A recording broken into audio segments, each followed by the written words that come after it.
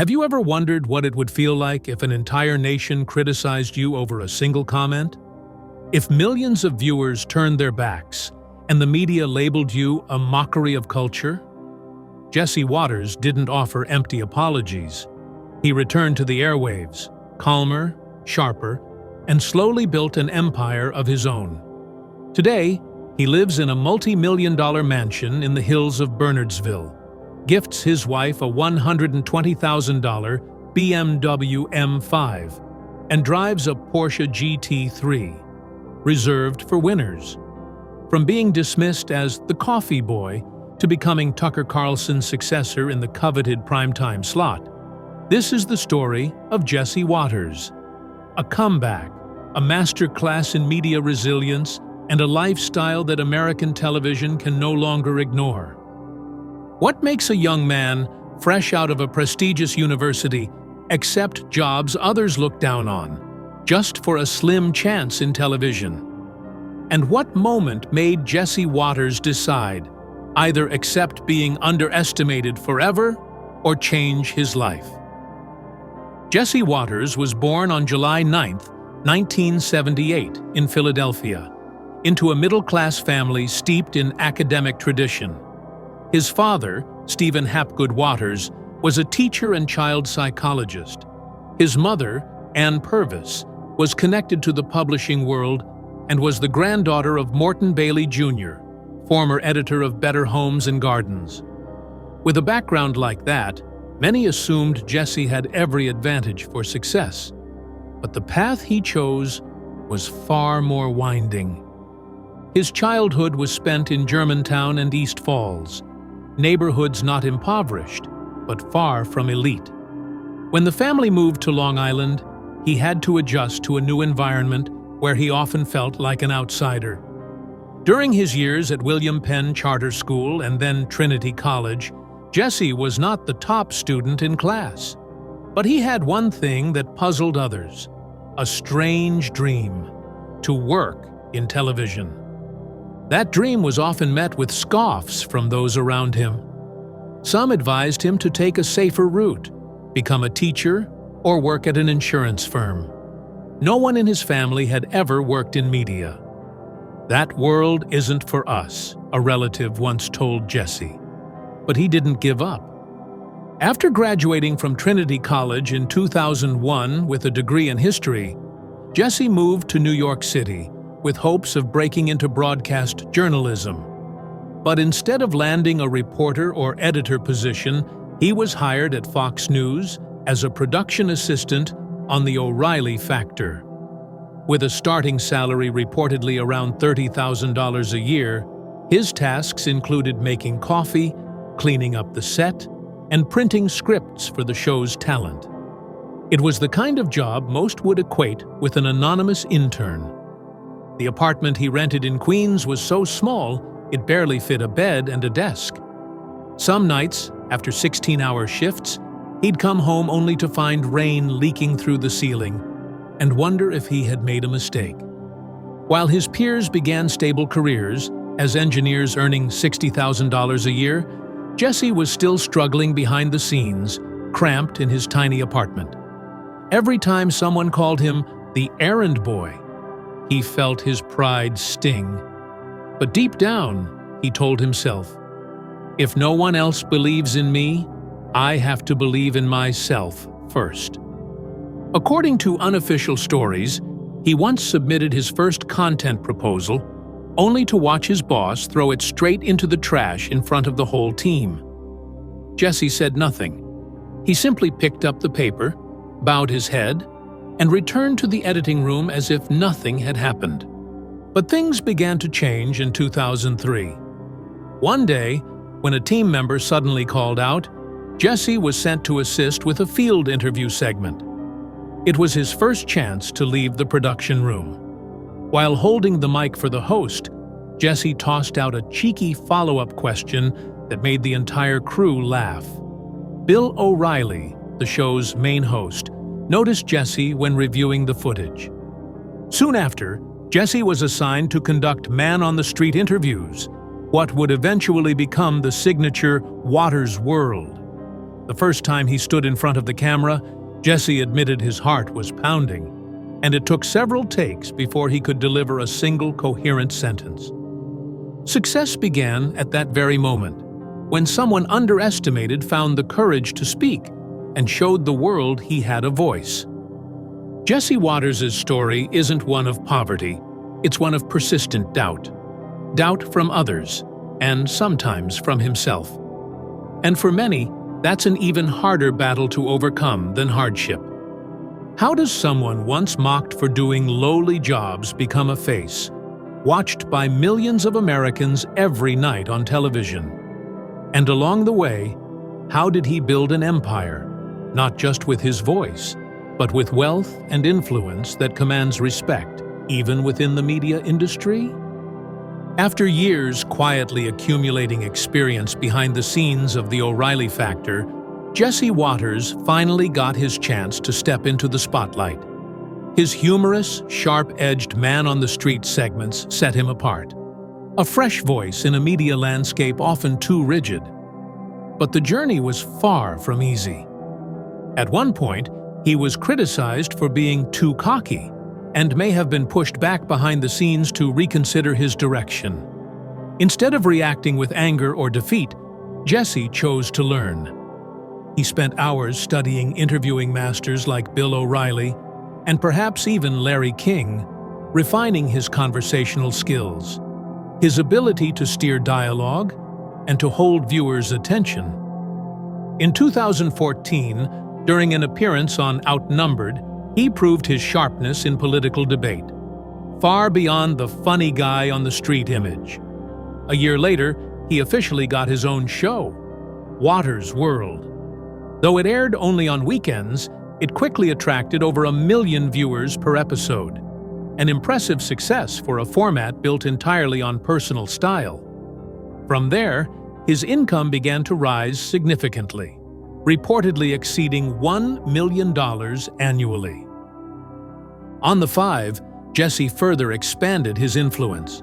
He brought a boldly conservative perspective that kept viewers hooked, not because he shouted, but because he said what many were thinking but afraid to voice. In a fractured media environment, his clarity offered a sense of stability. In January 2022, Jesse was given his own primetime slot, Jesse Waters Primetime at 7 p.m., a major leap in his career. This was no longer about jokes or panel debates. It was a primetime voice, where Jesse had to curate information, craft perspectives, and shape the thinking of millions each night. The show quickly went head-to-head with industry giants like Rachel Maddow, and averaged 2.6 million viewers per episode, according to Nielsen Media Research. But the real challenge came in June 2023, when Jesse was chosen to replace Tucker Carlson, who had previously dominated the coveted 8 p.m. hour. In this role, Jesse wasn't just taking over a time slot, he was tasked with retaining an audience accustomed to a completely different tone, and even expanding it. Jesse admitted feeling immense pressure, not just to maintain ratings, but to prove that a guy who once spliced tape and was mocked for his too common New York accent could become one of America's leading voices. And he did. From an assistant living off a modest salary, Jesse Waters now boasts a net worth of over $10 million, a dream many spend a lifetime chasing. Though that figure still falls short of media titans like Anderson Cooper, whose estimated net worth is around $50 million, Jesse's rapid rise, content control, and ability to engage the conservative market have made him one of the fastest-growing stars in modern American television. Beyond his income from TV, Jesse has diversified his investments, holding stocks in major corporations like Walmart, Boeing, and Berkshire Hathaway. He's no longer just a TV host. He's building his own financial empire, much like a new age media entrepreneur. His writing career is equally noteworthy. His 2021 book, How I Saved the World, wasn't just a memoir, it was a statement. Jesse Waters is not a passing phenomenon. The book hit #1 on the New York Times bestseller list and sold over 100,000 copies in its first year, a financial win and a cultural milestone. But with the spotlight comes shadows.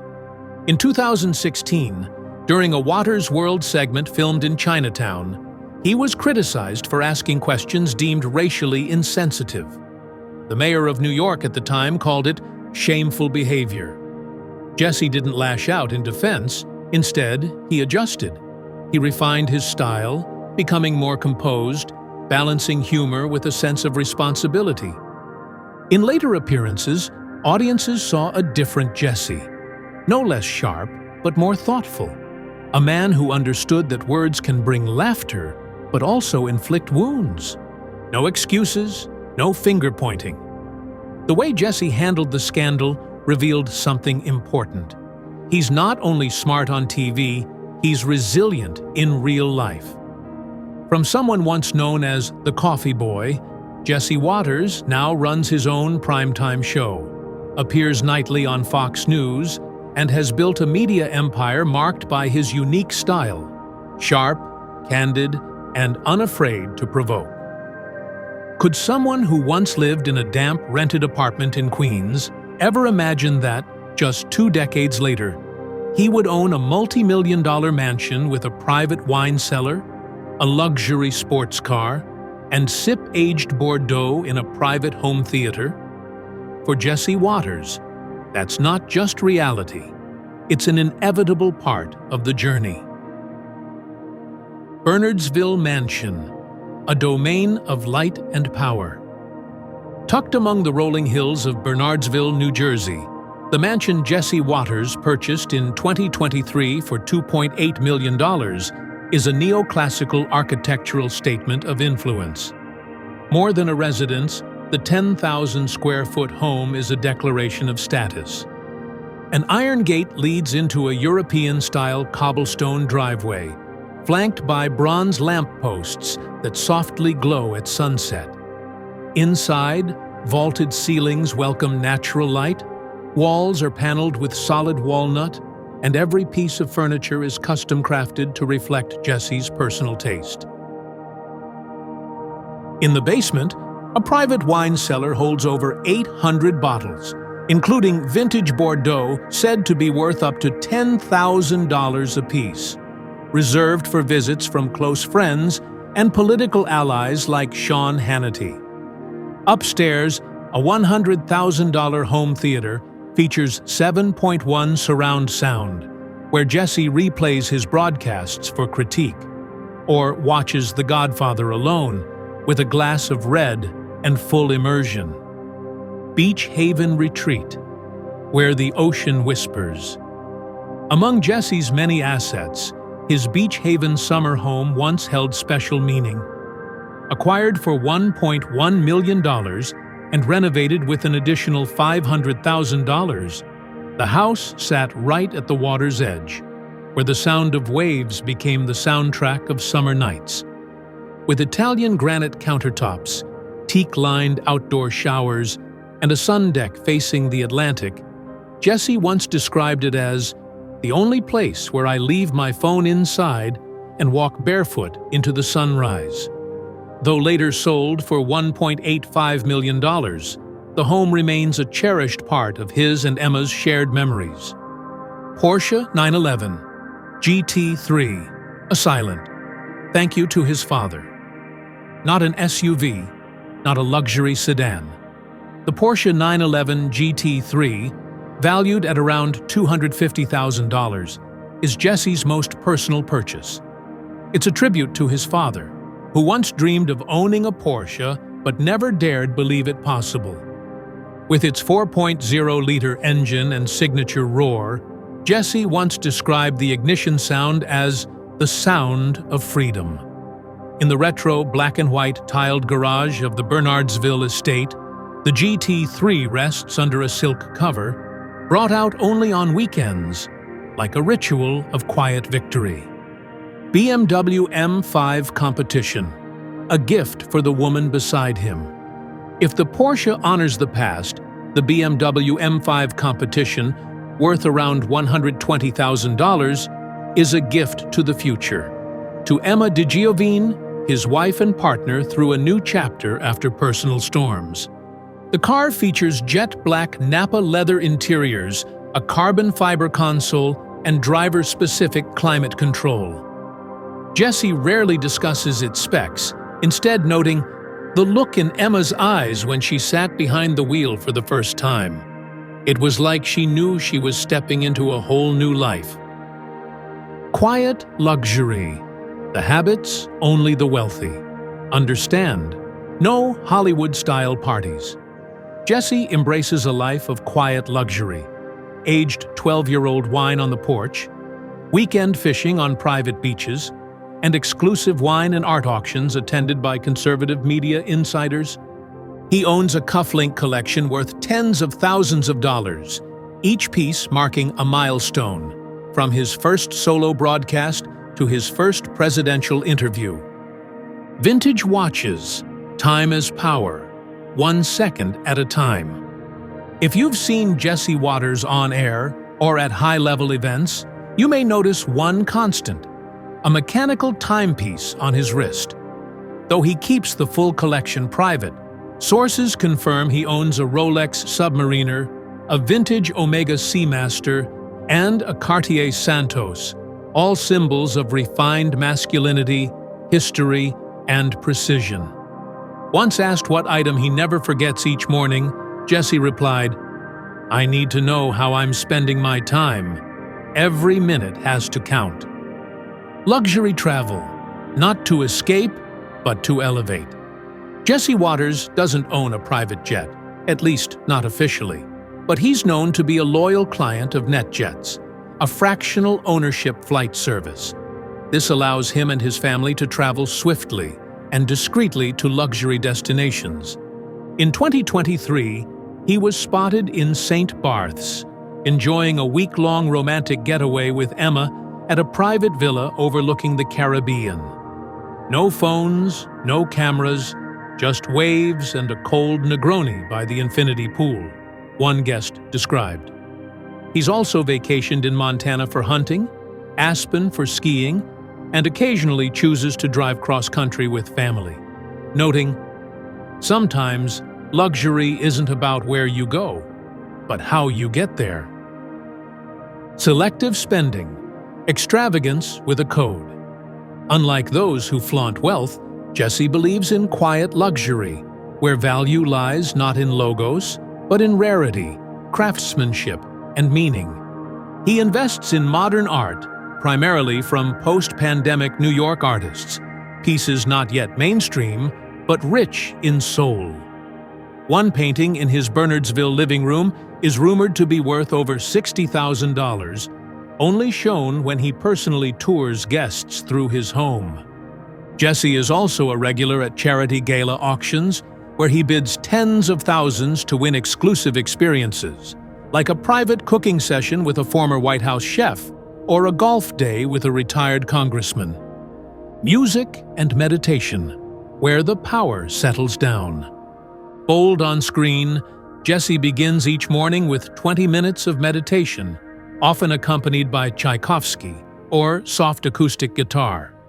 In a 2022 podcast, he shared, "If you start your day in stillness, you can handle whatever comes after." He also listens to political podcasts from opposing viewpoints, not to criticize, he said, but to understand. "You can't win if you don't know what hand they're playing," Jesse once remarked. From a leaky apartment to a 10,000-square-foot estate. From a beat-up car to a Porsche GT3. From brewing coffee to anchoring primetime television. Jesse Waters' life proves one thing. When you build success by being unapologetically yourself, what you own stops being possessions and becomes a statement. What happens when a television star lets his sharp words cross the line, igniting controversies that capture national attention? And when the public, the media, and even your own colleagues turn their skeptical gaze on you, what do you do? For Jesse Waters, known for his direct, humorous, and often provocative style, scandals were almost inevitable. But what matters isn't the stumbles, it's how he overcame them. Personal scandal, an extramarital affair, and the path to image restoration. In 2018, Jesse faced backlash for an extramarital relationship with Emma DeGiovine, a young producer at Fox News, while still married to Noelle Inguagiato, the mother of his twin daughters. The news stirred public debate and raised questions about Jesse's personal integrity. However, following his divorce, Jesse married Emma and started a new family, eventually having 2 more children. Rather than relying on PR statements, he rebuilt his public image through consistent personal choices, appearing regularly with his family at public events and showing dedication as a father. His redemption arc wasn't crafted with words, but lived through actions. Controversial comments. Humor on the edge of offense. In 2016, Jesse faced heavy criticism for a Water's World segment filmed in Chinatown, New York. His satirical questions about martial arts, counterfeit watches, and Chinese music were met with outrage from many Asian Americans. Then, New York Mayor Bill de Blasio publicly condemned the segment as shameful. Jesse didn't issue a lengthy defense, but he quietly adapted. From that point on, racially charged humor disappeared from his segments, and his focus shifted toward more substantive political debates. It was a clear sign of personal growth visible to the audience. In 2017, a comment about Ivanka Trump on The Five was misinterpreted as inappropriate, prompting Jesse to clarify he hadn't intended any gendered implications. In 2021, his remark at a conference about asking Dr. Anthony Fauci questions as sharp as a kill shot sparked criticism for its perceived violence. Fox News defended Jesse, emphasizing the phrase was a metaphor for tough questioning, not incitement. Then in 2024, Jesse stirred more controversy on The Five when he said Kamala Harris would be paralyzed in the Situation Room if America faced a crisis, though he quickly clarified that he was referring to her lack of experience. The comment drew backlash from colleagues and viewers who felt it implied gender-based judgment. Resilient response. No denial, just adjustment and progress. Unlike Tucker Carlson, who exited Fox News following a major controversy, or Brian Williams, who lost his position over false reporting, Jesse faced the storm head-on. He learned from criticism and maintained his standing with his audience. Instead of offering scripted apologies, Jesse opted for action, adjusting his tone, choosing his words more carefully, and continuing to host his show with renewed confidence. The fact that he retained his coveted primetime slot at Fox News amidst major internal shifts is clear proof of his rare resilience and media political savvy. Wealth and lifestyle. Scandals didn't shake the empire. Notably, none of Jesse's scandals led to financial loss or public retreat. While many public figures fade from view after controversy, Jesse continued to rise. After the Chinatown backlash, he didn't disappear. He published a best-selling book and bought a multi-million-dollar mansion in New Jersey, complete with a wine cellar and home theater. His luxurious lifestyle didn't continue in spite of criticism, but because he proved that mistakes don't define you, how you handle them does. Legacy. Scandals come and go, but fortitude lasts. For Jesse Waters, scandals are just passing storms. But if you have the grit, each controversy becomes an opportunity to reshape yourself. And when you keep your audience, maintain your primetime show, build a family, grow your wealth, and define your own lifestyle, then no one can question whether you're exactly where you're meant to be. Can a man who owns a multi-million-dollar mansion and luxury sports cars truly care about those less fortunate than himself? For Jesse Waters, the answer doesn't lie in bold declarations. It's found in the tangible actions he's taken over the years. Charity. Quiet giving with real impact. Though not one to frequently publicize his donations, Jesse Waters consistently appears at major charity events. In 2022, he joined fellow Fox News host Dana Perino at a charity gala in Nashville for Make-A-Wish Middle Tennessee.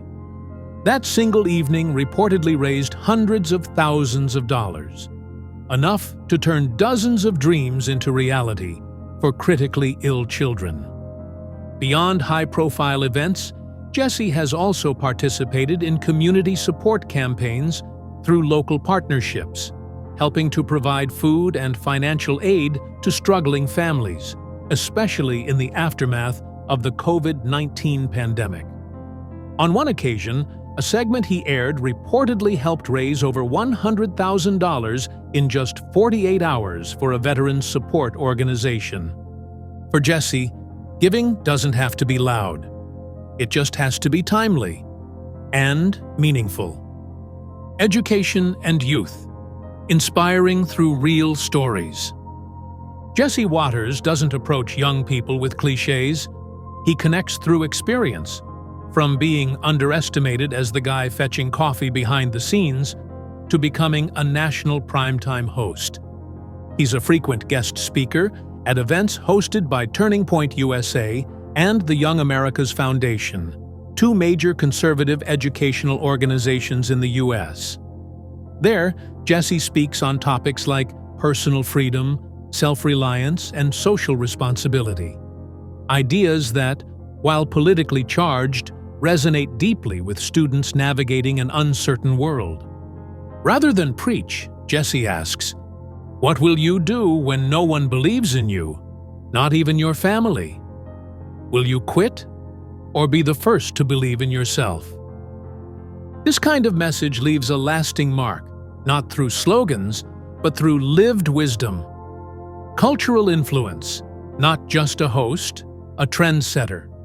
With over 5.5 million followers across social media platforms, Jesse Waters isn't just a TV personality. He's a voice-shaping public thought. Through Jesse Waters' Primetime, he's created a space where older, centrist, and conservative Americans can feel heard, without ridicule or mockery. His influence doesn't lie in fame, but in the consistency of his views, his voice, and his lifestyle. When Jesse talks about fatherhood, about choosing vintage watches over trendy ones, about treasuring family dinners, his audience sees authenticity, not image management. On one primetime segment, he shared how he taught his daughter to ride a bike, a simple moment that reflected deep commitment to family, even amid a hectic media schedule. A legacy in the making, built on action, not words. Unlike Tucker Carlson, who left Fox News following controversy, or Brian Williams, who lost his position over fabricated stories, Jesse Waters faced crisis head-on, learned from the backlash, and held his ground at the center of the media storm. And perhaps more importantly, he didn't lose himself. While many public figures retreat into silence after a scandal, Jesse kept showing up, appearing with his family at public events, continuing his show with a calmer tone, and expanding his influence through charity and education. He's the kind of man who can gift his wife a $120,000 BMW, then step onto a stage and help raise money for children battling cancer. That's Jesse, someone who turns luxury into a vehicle for doing good. Conclusion: a human message and a quiet but profound lesson. Jesse Waters' legacy isn't defined by his Porsche, his mansion, or his TV ratings. It's rooted in what he builds when the cameras aren't rolling. It's the hope he offers to the next generation. It's the opportunity he creates for those without a voice. It's the unwavering stand for what he believes is right. And if someone can go from running errands in a leaky apartment in Queens to anchoring national primetime, maybe that kind of transformation is possible for anyone.